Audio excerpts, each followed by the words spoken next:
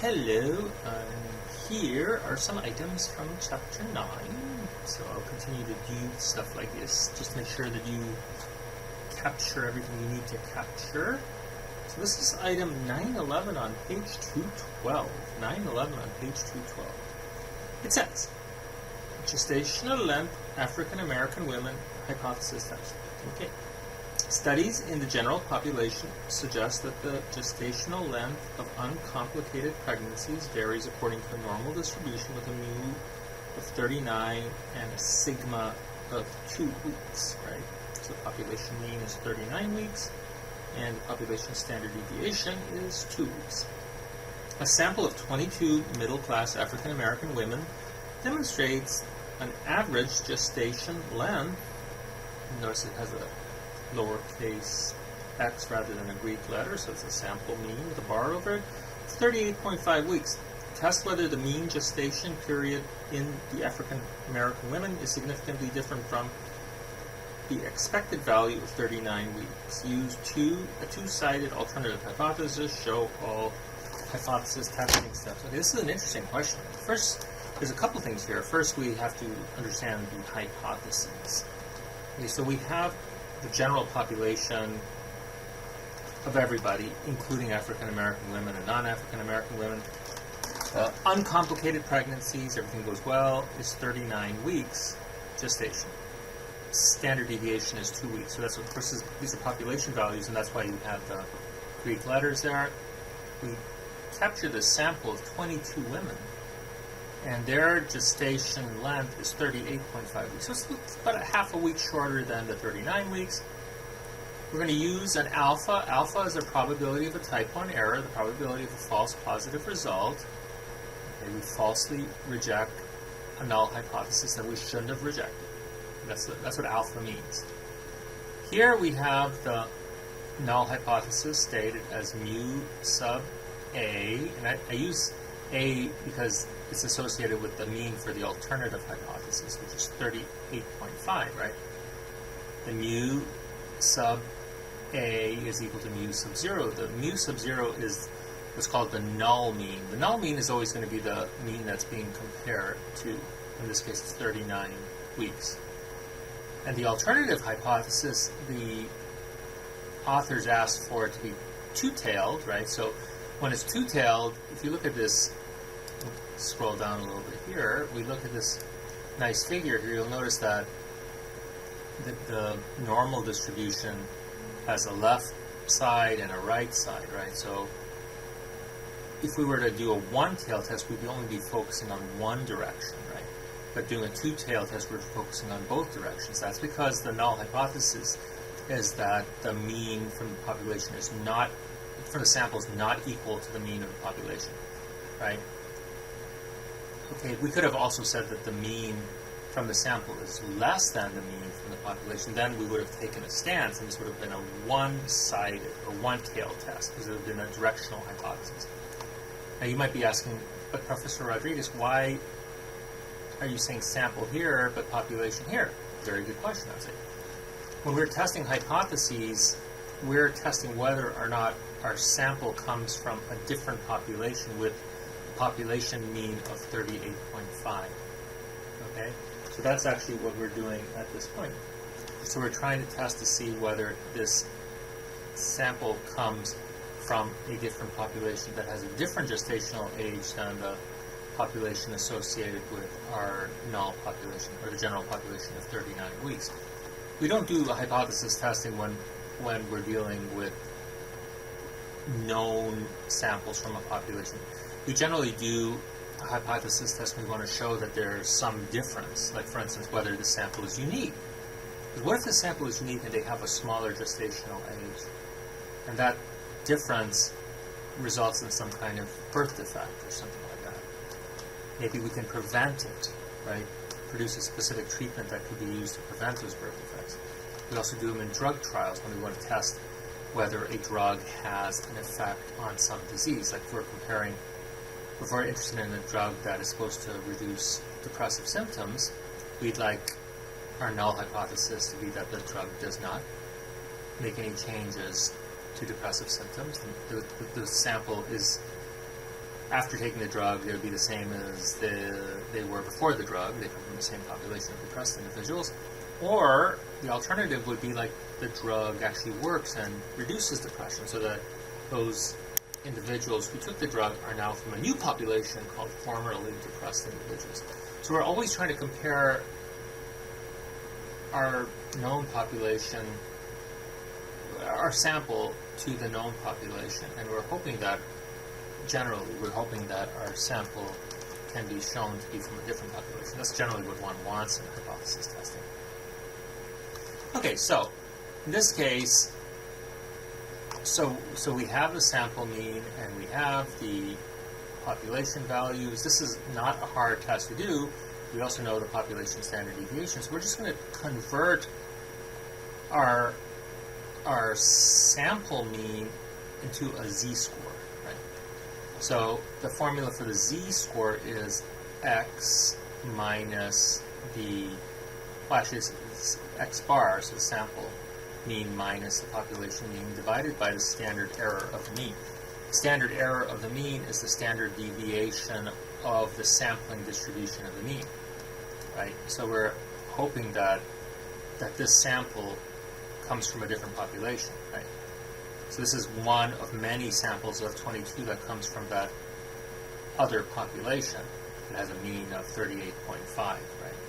So if we were to take a whole bunch of samples of size 22 from that possible population, and we were to calculate the mean of all those sample means, each of those samples of 22 would have its own mean, like a mean of 38.5.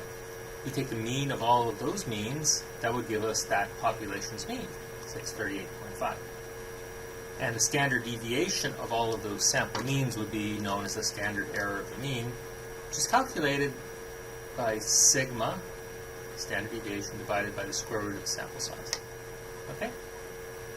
So, here we have a difference of minus 0.5, right? Because this is smaller, this sample is smaller in gestational age than the population gestational age, and we divide it by the standard error of the mean. We calculate that to be minus 1.174. And if we go into the table at the back of the book, we said it was appendix table B or something like that. It was table B at the back of the book. B for book. Table B, and we look up a minus 1.17, or in this case minus 1.17. Okay, I go down to that first column that says z tenths. This is the first value after the decimal point. I go down to minus 1.1. I found that. I go across to 7. Minus 1.17, and I find 0.1210. So that means that having a score of negative 1.17 occurs about 12% of the time, right? So in other words, having a score less than or equal to negative 1.17 is 0.1210. The probability of a score that small or smaller is 12%, basically. But that's one-tailed. That's just looking at the left side of the distribution. We said we wanted this to be a two-tailed test. Well, this table isn't designed for two-tailed tests. It only looks at one tail, right? So it's just giving you the, and see that sigma here? That's a probability sign, right? The probability of having a value of minus 1.17 or smaller is 12%. But that's one-tailed. So in order to make it two-tailed, we have to multiply it times 2, because we're splitting, as here, we're splitting this 0.05, 5%, right, in half, right? So our critical value on the left side of the distribution is minus 1.96, so that's a z-score that is associated with a probability of 0.025. So this is a z-score, so it means the probability of having a z-score of minus 1.96 or smaller is 25%, where our calculated value is going to fall somewhere around here. Its probability, just being on the left side, is 0.1210. So anyway, we have to multiply this times 2 because we're splitting it in half, And 2 times 0.1210 is 0.242, or 24%. Okay, so this is an interesting point, and it's one reason why when we discuss power, it's better to do a one-tail versus a two-tail test. See, it's easier to reject a value that's less than or equal to 0.1210. Right, well, I'm sorry, that's less than or equal to 0.05, I'm sorry, less than or equal to 0.105 than it is to find a value that's less than or equal to 0.025. And we look at 0.1210, that's a lot closer to a probability value of 0.05. It's a lot closer to 0.05 than is 0.242. 0.242 is a lot further away than 0.05. When we're using alpha as our null hypothesis and our alpha is 0.05, the probability of rejecting the null hypothesis, given that the null hypothesis is true, is 0.05. In order to reject it, we have to have a p-value that's less than 0.05. Now, in the two-tail test, we're splitting that between the two sides, right? And what happens here is our critical value changes. Okay, our z-value changes. Our z-value is a lot further away from the mean with a two-tail test with an alpha of 0.05 than it is with a one-tail test with a p-value of 0.05. With a one-tail test, we're only looking at one side of this distribution, and the actual critical value for an alpha of 0.05 one-tail, if it's below the mean, would be minus 1.684. If it's above the mean, it would be 1.684. So you have to make some choices early on, one-tail or two-tail. If you have an inkling about the direction of the relation, do a one-tail, because you'll have more power. Power means the ability to reject a false null hypothesis. You'll be more likely to reject it with one-tail than two-tail.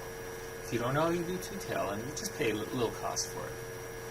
Okay, but here, our two-tail p-value is 0.242, which is way larger than 0.05, so this value of minus 1.174 isn't that like it's pretty likely to occur if the null hypothesis is true. There's a 24% chance that it will occur given the null hypothesis is true, so that's not very special.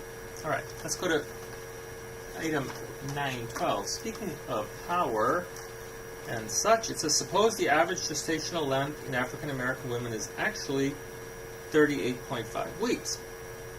What was the power of the test described in exercise 911 to detect the difference at alpha equals 0.05 two-tailed? So power is the probability of rejecting a false null hypothesis. So let's look at this figure.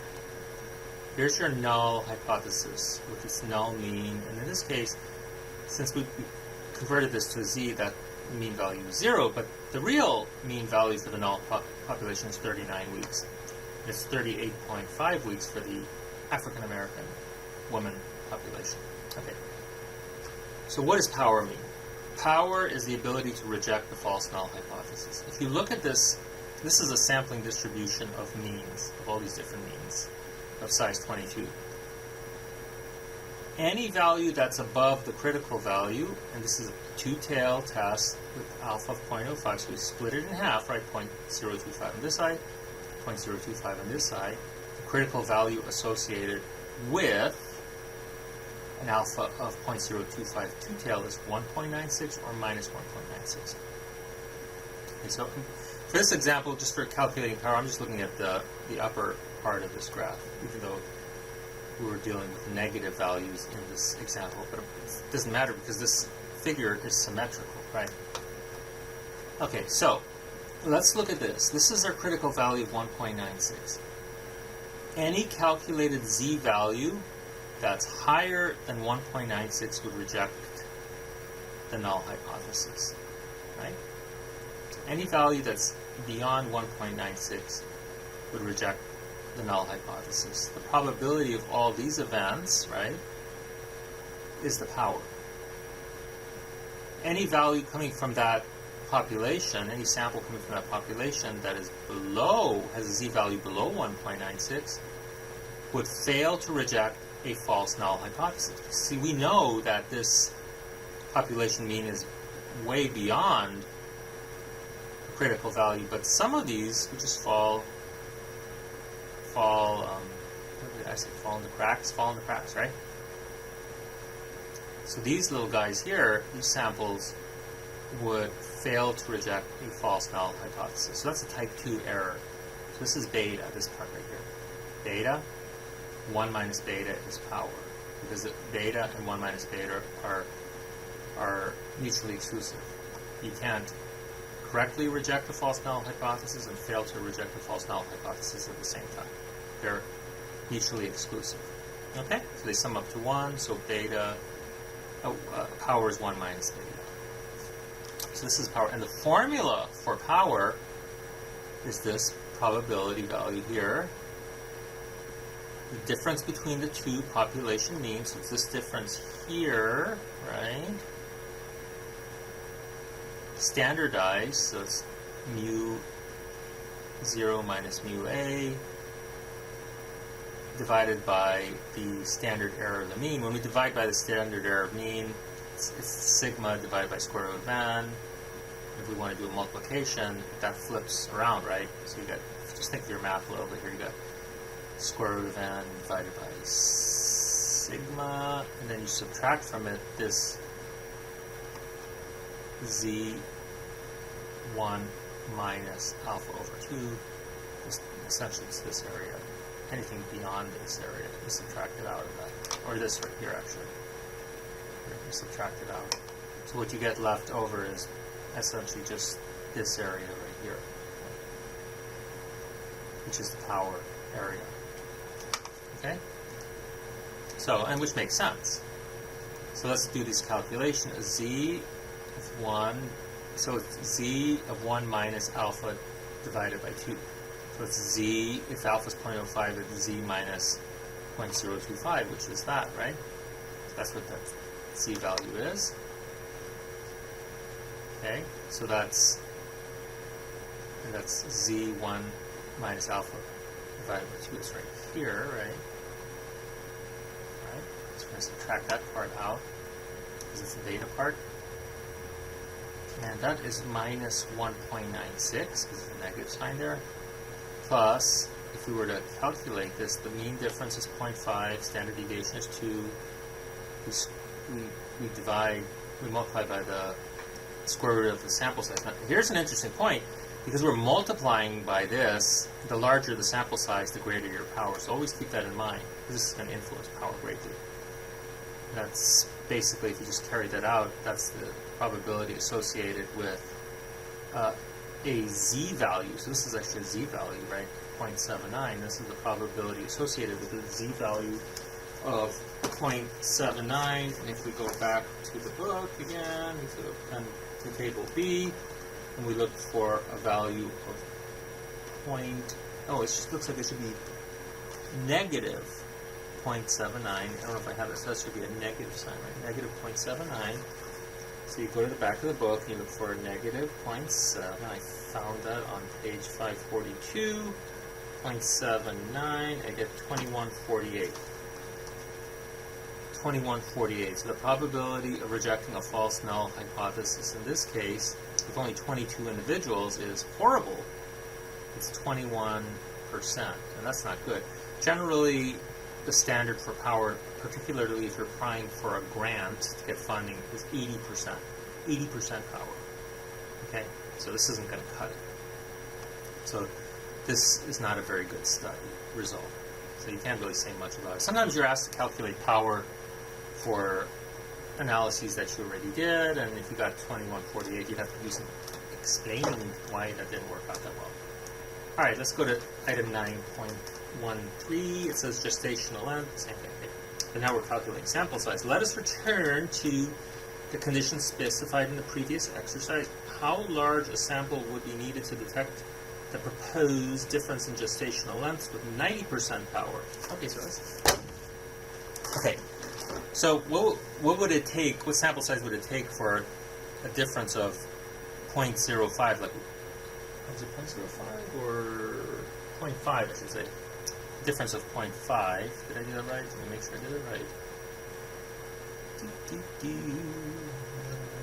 do it right? Yes, I did it right. It's 0.5. Here, I accidentally wrote delta. Delta means difference. I wrote it 0.05. It should be 0.5. So if you're got your something out there, remember this is 0.5. Difference of 0.5 because the difference in gestational length was between 38.5 and 39 weeks, which is only 0.5. All right, so here we are. So let's talk about sample size. Okay, sample size.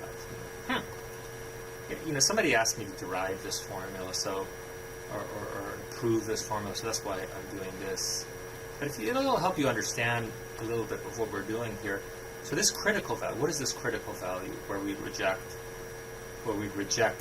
the null hypothesis, right? So to reject the null hypothesis, we have to be far enough from all our samples in our sampling distribution of the mean coming from these alternative populations have to be larger than this critical value in order for us to declare that there's a significant difference and for us to reject the null hypothesis, right? The critical value, as we know already, for an alpha of 0.05, two-tail is 1.96. Okay, but this critical value also corresponds to our power, right? Because this is all power beyond this point here. We can calculate power. We have a power of 0.90, and if we want to look for a value, a critical value associated with an alpha, with a power of 0.90, we go back into the Z table. Okay, go back into the Z table that we were just working with, and we look for 0.90. Now, if you look at the Z table, let's actually go to page 543. If you look at the Z table, you'll notice that, of course, on the periphery or the margins, you have the actual Z values. But within the body of this table are a bunch of different proportions. And we want to find out which Z value is associated with the accumulated distribution or accumulated density. When we deal with continuous variables, we deal with density rather than distribution. That's equal to 0.90, so 0.90. So we look for a value of 0.90, which is the closest. It looks to me that I found 0.8997, and then next to that is 0.9015. So which value is closer to 90%? Well, they both are technically 90%, but one that's closer is 0.8990, right? And that is associated with a Z value of 1.28. A Z value of 1.28. So that's right here. So the Z value for a power of 0.9 is 1.28. And the Z value for our critical value is 1.96 two-tail, alpha 0.05. So these are both equal to C. So the calculation for the critical value based on our null hypothesis is mu sub 0 plus, and we're going to learn about this when we talk about confidence intervals. This is the upper limit of our 95% confidence interval. Our 95% confidence interval encompasses 95% of the population, where 2.5% is above this critical value and 2.5% is below. So this is the upper limit. And the formula for that upper limit is the Z value, which is 1.96, times the standard error of the mean, which is sigma divided by the square root of n. So we know that this value here, this C, is equal to mu sub 0 plus this Z value times the standard error of the mean. We also know that we can achieve the same score, 1.28, from up here. Mu sub A, from mu sub A we subtract this Z value here, right? So because it's going in this direction. Mu sub A, so this will be this is kind of the lower limit, but here we're not talking about, now we're talking about power rather than than alphas and stuff like this. So this value is mu sub A, whatever our alternative hypothesis population value is, minus this Z1, the Z value associated with our power, times sigma divided by the square root of n. Since both of those equal to C, we set them equal to one another. Right? And that's what we did here. Setting them equal to one another, now we just want to solve for n, so we can get our sample size for power. Okay. So we do a little mumbo-jumbo fooling around. I move both the z values to the left, right? The z value products with standard error of the mean. And on the right side, I have the difference between the two mean values, which we'll call delta for the difference, right? And I multiply both sides by the square root of n. So what I want to do is I want to isolate this n, right? So I multiply both sides by the square root of n. That'll cancel out. See, I multiply square root of n times this, and square root of n times this, and the square root of n stays here. But this one cancels out because there's one here and one there, so they cancel out. So what I'm left is with this summation of these two z values multiplied by the sigma, and then we have the square root of n times delta on this side. Now I divide each side by delta, divide by delta here, divide here, and what I get left is square root of n is equal to this ratio here. I switch sides, so I like working from left to right, and I square both sides because I really want n. I don't want square root of n, and I end up squaring this square root of n, which will give us n, and I square this, which will give us this sum squared times sigma squared divided by delta squared, and this is our formula for sample size. Yay! Well, we know the z value is 1.96 for the two-tailed test. We know that the z value associated with the power of 0.9 is 1.28. We know our difference is 0.5. We square that, and we know our sigma squared. Now notice that the larger the difference, you're going to have greater power. This is called an effect size. The larger the effect size, the greater the power. The smaller the sample size needed. And that's really key. Because with what we did here, if we carry this out, we get 167.966, and we always round up whenever we're calculating sample size. We always round up, regardless of what the value is after the decimal point. We always round up to the next value. So what we have is we need 168 participants in order to detect, so our sample size can't be 22, it has to be 168 in order to detect a difference of 0.5 with a power of 0.9 or 90% of the power. So if we want to reduce that sample size, because it costs more, imagine having to follow 168 women through pregnancy, etc., how much effort and how much money that would cost. If we have a larger effect size, say maybe we want to look at 1 week instead of a half a week, that would change this value here, right? That would change this value and would actually save us some sample size and some money. Okay? Well, I hope that helped with your studies, and keep up the good work. Bye.